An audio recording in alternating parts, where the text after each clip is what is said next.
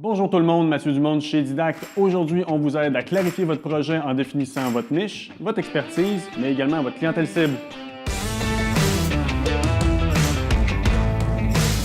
Pour démarrer tout bon projet de formation en ligne, évidemment, ça prend un sujet. Clarification qui doit être faite déjà en partant. Ce que vous voulez faire et ce que vous devez faire peuvent être deux choses différentes. On va donc commencer par un exercice. Sur une feuille de papier, je vous invite à inscrire, lorsque vous réfléchissez aux 5-10 dernières années, quelles ont été les compétences que vous avez utilisées dans votre parcours professionnel.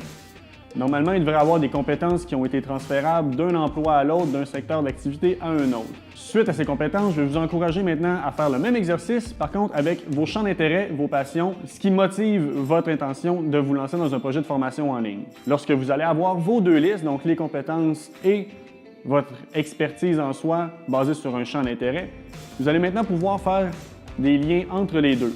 Donc, parfois, malheureusement, on veut se lancer dans un projet de formation en ligne par intérêt personnel, mais être bon dans une chose ne veut pas nécessairement dire que vous allez être bon pour l'enseigner.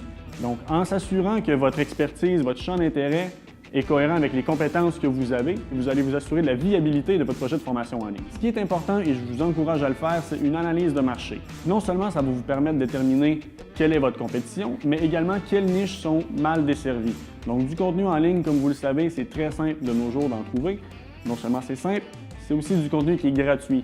Donc, si jamais votre intention est de monétiser votre expertise, rentabiliser vos connaissances, ça va être important de trouver une niche, une spécialité qui, malheureusement, n'a pas encore été desservie ou pas à la hauteur de la qualité des connaissances que vous êtes capable de transférer. En faisant cette analyse de marché, également, ça va vous permettre de déterminer l'échelle de valeur. Donc, dans quel prix est-ce que vous pouvez positionner votre formation? Une grosse portion de la réflexion qui doit être faite avant de se lancer dans un projet de formation en ligne, c'est à qui est-ce qu'on s'adresse? Donc, sans aller dans les gros détails du concept, votre clientèle, c'est ce qu'on va appeler un persona. Il y a déjà beaucoup de contenu en ligne qui existe sur ce concept. Je vous encourage fortement à aller en lire plus en détail, mais je vais vous donner les grandes lignes. Un persona va représenter la clientèle cible que vous désirez développer. Donc, on va inventer une personne, 2 personnes, 3 personnes si applicable, qui va représenter le client parfait. Donc, non seulement on va lui attitrer un nom, on va lui déterminer quel est son âge, quel est son sexe, mais vous allez aussi lui créer une histoire. Donc, quelles sont ses habitudes de consommation? Est-ce que c'est une personne qui est plus éduquée? Pour vous donner un exemple, ce que je vais faire, c'est que je vais vous présenter un des personas qu'on utilise chez Didact. Donc, un des personas qu'on a établi s'appelle Richard. Richard a entre 40 et 55 ans, directeur d'entreprise, très carriériste, vient de la campagne. C'est des détails comme ça qu'on va vouloir aller déterminer qui peuvent vous sembler anodins pour l'instant, par contre qui, à long terme, vont avoir un gros impact sur la stratégie marketing que vous allez établir. Donc, quel type de publicité est-ce que vous allez créer, quel type de contenu également vous allez créer à même vos formations.